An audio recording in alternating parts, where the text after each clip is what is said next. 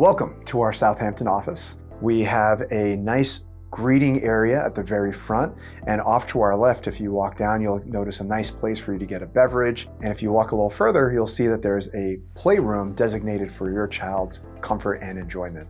There's some video games for the older kids, the retro games for maybe the parents that want to get involved in the action, and a STEM wall, which I'm really excited about, that allows the playing with things that are hands-on. We also have a whole area dedicated to just reading. Once we are out of the playroom, there is a patient bathroom that's centered with 2 different levels of sinks. When we walk through, we start to be centered into our tongue tie center. So this is where we have our consult area. We have our lactation room that's specifically designed for parents' comfort.